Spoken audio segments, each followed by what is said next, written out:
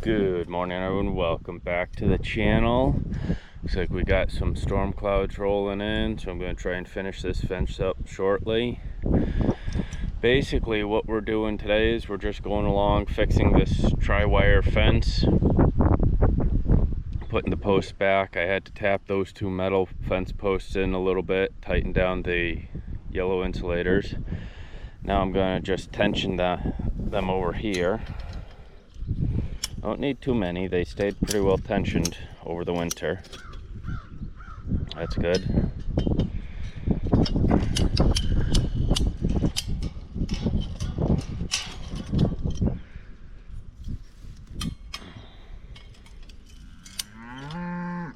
Obviously the fence is off because I'm just basically touching it. I'm just using this tool to add a little extra leverage and tension it. As you can hear, the cows are desperate to get over here. They've been in that training 4-strand wire for just shy of a week now. I know it looks like they're completely out of grass and stuff, but that's a smaller field, and they still have access to the corral and all the hay and feed that's in the corral each day. That's more so the two little ones that you can see in there, right there, can learn about the electric fence and not break out. Also, if they do break out, they're closer to the barn, so I can run them back into the barn. So being right across the street, this is a nice secondary field for them. And then once they are done with this field, I can put the bull back in with them and put them all down at my uncle's property at the end of the road. So if you want to walk with me right now, we're going to just come up and test this section of fence. I got to put the gates back up, but that'll be shortly. The gates are still right here. These aren't too bad. I probably only do one click. Pardon the stuffiness and the spitting. The pollinating is getting to me a little bit this year. This is going to be easier.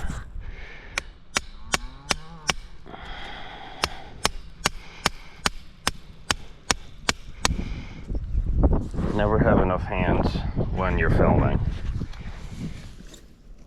So I've been trying to do this about mid-shin, just above the knee, and then top of the post. For my electrical ones, I just tap them back in. I didn't pull these last year, partially because partially because I ran out of time, and partially because I wanted to see how well they would last if I just left them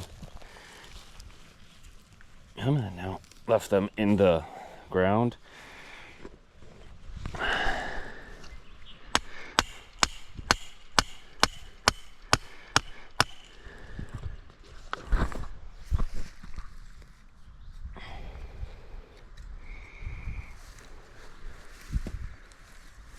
Yeah, that's fine. The reason that I pull these fence posts is I know for a fact that these wooden ones, you're not too bad. I'll come along, I'll give them each a tap too. They'll only last me about 3 to 5 years by leaving them in the ground, whereas if I pull them, I might get 10 years of them because they have less time to decay.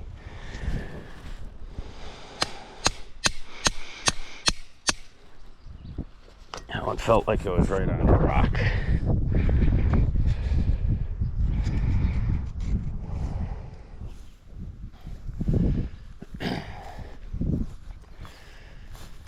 Where was I going with this? Oh yeah, I wanted to see how much time I could save by not pulling 3 strands of wire each and every year. Why are you not? You broken? You're broken. Of course, you're the bottom one too. So I owe a yellow one to that. I don't have any in my pocket right now, so I'll have to run back and grab one. Of course, the fly has to bug me right now too.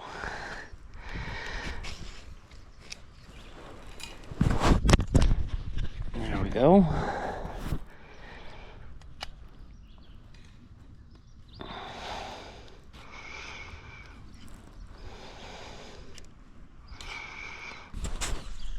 I'll come grab one, throw that on before we tighten it.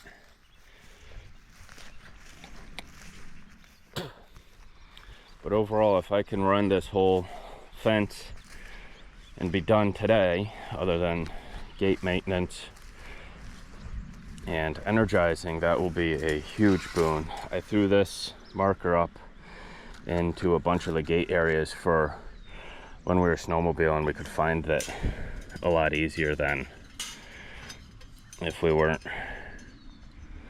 I threw this up a lot easier. Threw this up for while we were snowmobiling. That way we could find the gates a lot easier, especially when we were riding at night, and not wipe out the fence. There we go. Need another coffee. So I'm gonna just pull these gates out of the way. They're gonna go over here. And if I can get this whole thing up today, I might just move the cows this evening or tomorrow. But I normally like having the fence energized for at least a day, or 2 or 3 preferably, before moving the cows. That way any wild animals that have been trekking through here can take out the fence, and I can fix it before the cows get in.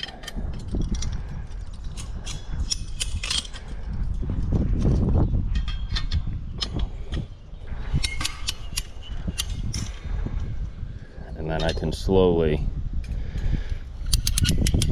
permatize all of these main posts that I hook to like this. And then I gotta get that yellow one. I can tighten you now, and then I'll get that yellow one. And then it'll be real easy to just come maintenance the fence. And this fence is good for cows and horses, and with a little modification, maybe a few other animals.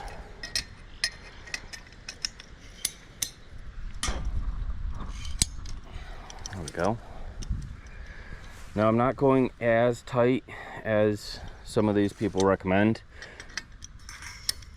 partially because these posts are not as permanent as I want them to be yet, and because I can come along and tension them again later once the ground solidifies. The ground is still quite wet.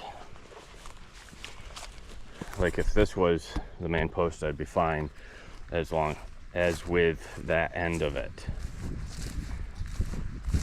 So that is today's project. Like I said, I'm hoping to get this fully up today, and then maybe a few other projects, and then when we move the cows, I'll let you guys see that. Questions, comments, concerns about the electric fence, leave them in the comment section below. And for anybody that's curious, yes, I'm getting all of my steps in today, because I've got to walk this at least once fixing it, and then at least once get the wheeler and the wagon full of spare parts. Now this, yeah, we'll get to that next video.